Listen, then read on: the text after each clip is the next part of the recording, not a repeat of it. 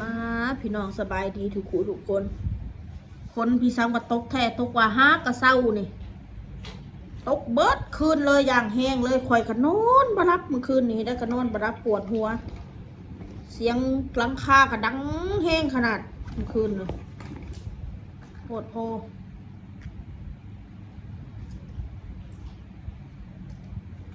อาบน้ำสระผมตื่นสวยพอยายเพชรเอาลูกไปโรงเรียนหมดเลยว่าเว้ยไปจากไหนฝนตกแท้ตกว่า7 โมง6 โมง7 โมงบอกเราไปเร็วอ่ะมึงคนลายมันก็ลายเนี่ยในลายเนี่ย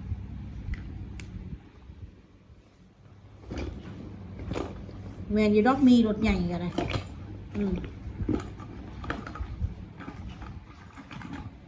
อ่าอ่าอ่าตกบดคืนวันแมนวันที่ตกค่อยๆ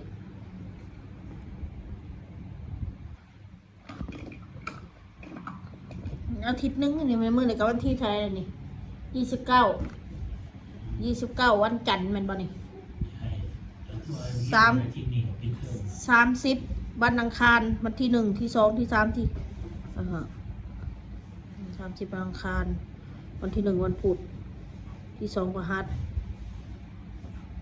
ที่3ศุกร์ปิดแล้วเลยปิดแล้ว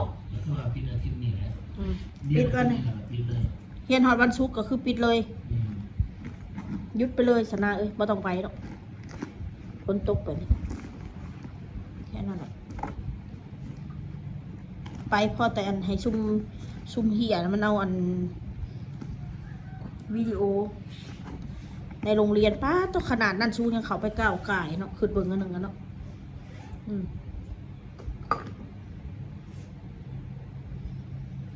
ความอยากหูอยากเห็นการเดิน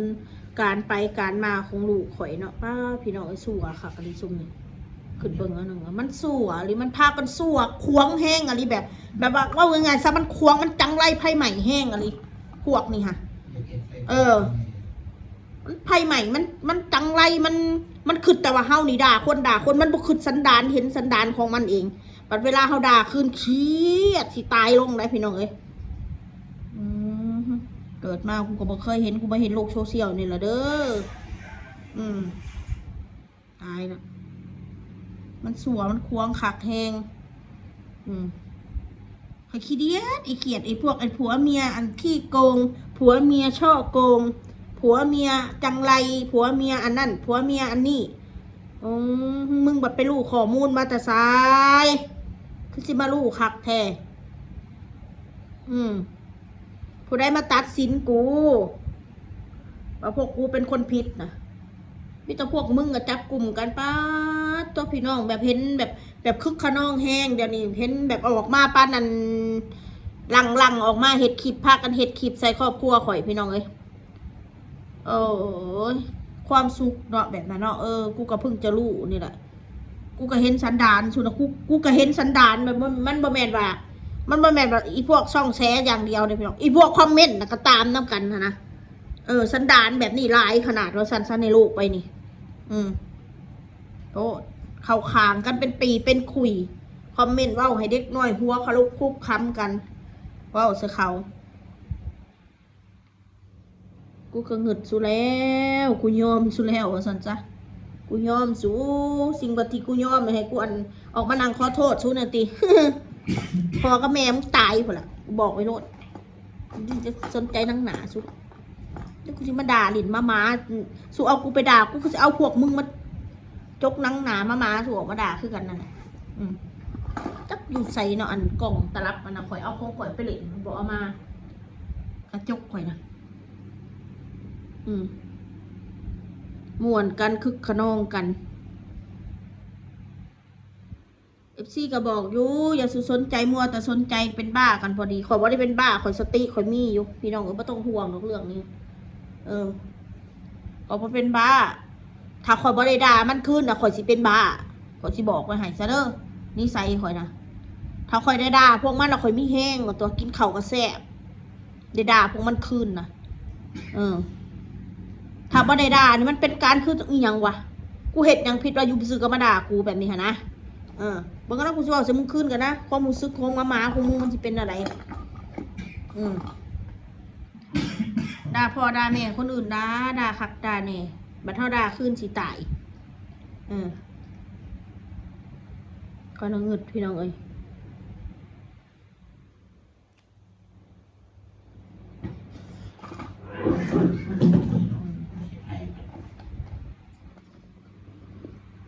บอยเพชรตะลับที่เจ้าไปท่าหูท่าตานะอยู่ใส่หงข่อยอันนี้ไงเห็นป่ะไม่ใช่เจ้าปกติมันทุกงานเลยบ่แม่นตัวน้อยฮะชูไว้จะไว้ใส่บ่เห็นหูไว้ก่อนเจ็บนังข่อยนั่งอยู่นี่ข่อยนั่งซะข่อยอยากเว้าซะเพิ่นสิเป็นหยังบ่มีเลยบ่เอามาเอาขอจะเอากระจกมันซื่อๆดอกแกะเอากระจกมันบ่มันใส่ได้อยู่ไปตากแห้งไปเจ้ามันก็ใส่ได้เลยมันเบิดอายุใส่มันก็คันเลยเนาะด่าคนอื่นด่าแท้ด่าว่า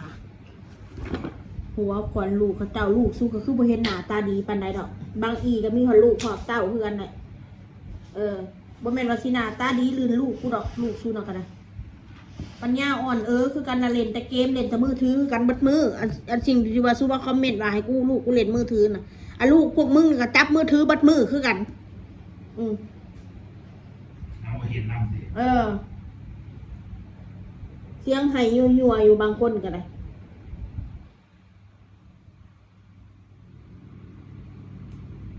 ลูกกูจับมือถือลูกกูไม่ได้คือมึงเด้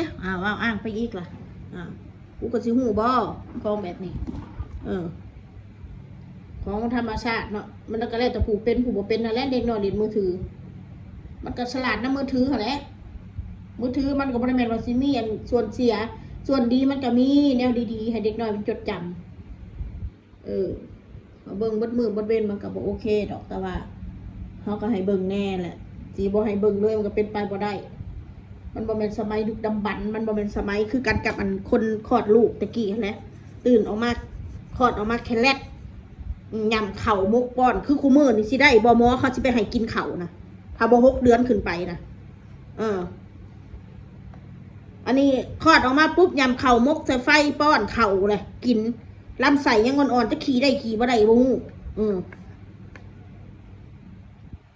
คู่มือนี่ต้อง6 เดือนขึ้นไปหรือไม่ก็4 เดือน5 เดือนก็ให้กินก็ได้กินแบบแล้วๆกลนใส่น้ำแล้วคือข่อยป้อนมานาแหละลูกข่อยกิน4 เดือน5 เดือนเด้มานากินเขาโอ้ยให้กินน้ำเร็วๆเนี่ยแต่บางเทื่อเฮาก็สิมาเรียกแบบสมัยใหม่เลยมันก็บ่ได้ลูกนะเฮาก็ต้องเอาสมัยเก่าสมัยใหม่มาผสมกันการเลี้ยงลูกแต่ละคนมันบ่คือกันแต่ว่าสิให้เกิดมาในยามเข้ามกให้กิโลดมันก็บ่เฮ็ดดอกแบบนั้นเนาะพี่น้องเนาะมีนมก็ต้องเอานมแม่ให้ดีที่สุดเด็กน้อยแรกเกิดลูกเขาก็ได้กินคือการนมข่อยได้กินกับบ่ฮอดเดือนดอก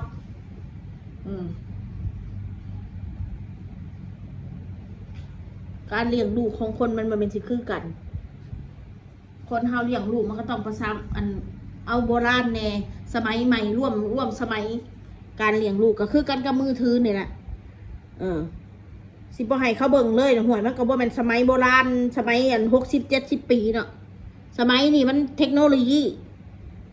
เด็กน้อยมันก็เก่งนะแล้วภาษาอังกฤษมันสิเป็นย้อนยังทำบ่เป็นย้อนมือถือกูมือนี่แม่กันมามีป๊าป๊ามาม่าป๊าป๊าบ่มาพ่อฮอดแม่เด็กน้อยกูมือนี่ก็ย้อนยังล่ะมันนี่ก็ย้อนมือถือทั้งที่พ่อแม่ก็เสื้อลาวคนลาวอีสานเรียกป๊าสิเรียกอันนั้นแน่อันนั้นอันนี้แน่มันก็บ่เป็นยังดอกคนเฮาเว้าพื้นอยากเรียกยังก็เรียกเขาได้มันความหมายคืออันเดียวกันสิใส่ละพ่อแม่ก็แล้วแต่บางคนฉันสิว่าท่านสมัยฉันสิว่าสมัยใหม่ซะบ่ไอ้พวกที่เอามันคนอื่นไปทำมาหาแดกนะมันคิดว่ามันดีนะมันคิดมาได้จังใดว่ามันดีนะมาสิมาว่ากับมึงสัวแล้วเขาจังเห็ดใส่มึงนะโอ้ยกับมึงก็สัวเขากันนะมึงจังเห็ดใส่คนคนดีเราจะมาหาเห็ดใส่คนเป็นหมู่เป็นพวกกันคือกัน ถ้าคิดสิเป็นหมู่กันสิหักกันแพงกันเป็นพี่เป็นน้องกันอย่าเว้าให้กันอย่าเว้าทำลายจิตใจกันมีหยังกะถนอมน้ำใจกันไว้มันก็คบกันได้นานคนเฮานะถ้าสิหักกันแบบเป็นพี่เป็นน้องบ่แม่นอยากเว้าหยังก็เว้ามันก็บ่ได้คนเฮานะคือกันกับพี่กับน้องคือกันอันใดพอถนอมน้ำใจกันก็ต้องถนอมน้ำใจกันมึงให้เกียรติกูให้เกียรติมึงบ่แม่นอยากด่าไปแล้วก็ด่าอยากเว้าไปแล้วก็เว้าโดยสิบ่ให้เกียรติเขามันก็คบกันบ่ได้ยาวคนเฮานะคนเราที่จะคิดคบกันเป็นเพื่อนเป็นหมู่เป็นพวกเป็นพี่เป็นน้องมันก็ต้องให้กำลังใจกันแหละเนาะอดเอาเด้ออันนั่นเด้ออันนี้เด้ออดเอาคอยคิดคอยทำคนเฮานะถึงสิบ่มียังไห้มันได้กำลังใจมันก็มีแห้งแล้วคนเฮานะบ่เป็นยังเว้าใส่ยังด่าเฮาบ่ยังเว้าใส่เฮาห่วยมึงบ่แม่นแม่กูได้เนาะเขาสิเว้ากันนะคบกันแพงกันก็มียังก็เว้ากันดีๆตี้ล่ะสิมาหาด่าให้หมู่นี้ไปตอกไปตายด่าให้หมู่อีปอบจังซั่นอีปอบจังซี่มันบ่สมควรเว้านะบอกไปให้หักกันแพงกันก็ต้องอดเอาเด้อมนเด้อไอ้ได้ก็อดเอากลับมาบอกฮะมียังกับมิตรด่าแต่คนมึงคือประยุทธ์ด่าคนแต่พวกนั้นคือประยุทธ์ด่ากูล่ะกูสิถามประยุทธ์นะแม่ล่ะกูสิยุทธ์ในซูเบิงพวกมึงก็ยุทธ์เลยเงียบเลยตั้งแต่มือนี้เป็นต้นไปเลยกูนะหุบปากไปเลยว่าท่านซะแต่ถ้าจะมาว่ากูสิด่าคนมึงตายมึงก็ตายคือกันนะอยู่มึงก็ร้ายคือกันสู้เงียบกูเงียบจักกูได้มันสิตายก่อนภายไหนกูสิบอกให้พวกที่พลังเสียงออกมาด่าไปเองคือคนเก็บกดนี่แต่ละอีเขาไปด่าเก็บกดแบบโอ้ยจังสั้นจังซี่สู้ขึ้นกับคนในโซเชียลที่เขาไปร่วมกลุ่มกันไปสนับสนุนกันสู้ขึ้นว่าพี่น้องไซเลือดเดียวกันตีกับสู้นะพิดใจกันกระดากันคือหมานี่สู้ขึ้นว่าสู้ภูมิใจสิมีFCเขาไปเบิ่งสู้ไล่บางคนก็เขาไปดูความจังไรไฟใหม่สู้นะบางคนจิตใจบ่แน่วแน่กะเสือไปลงไปนะสู้คืนเป็นกันญาติพี่น้องสุติรวมกุ่นก็เป็นหมื่นเป็นแสนอันเขาไปรุมด่ากูหันอยู่หันนะโอ้ยเวลานั่นกะพิษกันพอบ่ได้ดังใจแล้วก็ว่าสกันด่ากันขี้เกียจเด้กูเห็นมาหลายเถื่อแล้วล่ะกูบ่อยากว่าสิสู้ซื่อๆดอกถ้ากูสิว่าสิสู้หันติโอ้โกแห้งหลายกูสู้ว่าสิกูอีกความจังไรอัปปีพวกมึงอะเห็ดแต่กูเห็นนะที่ด่าฮอดจนฮอดมึงตายเลยมึงคิดพิษเราอีสันดานอีสันขวนมึงยิบราของกูกูตายนะตักมึงหรือกูแหละสิตายกูจะบอกไปให้โลกไปนี่มันบ่แน่นอนเนาะนอนอยู่ซื่อๆมึงเถอะคือตอนเช้ามาบ่มีลมหายใจแล้วคนบัดมันสิไปมันนี่ยะอยากให้หมูตายตัวเองตายซ้ำอยากให้หมูตัวเองเครียดให้ตัวเองเครียดซ้ำอยากให้คนอื่นถูกยากเจ้าของกระถูกคือกันว่าแม่นว่าสิหังสิรวยชีวิตกับว่าแม่นว่าสิได้ดีกว่าคนอื่นเขา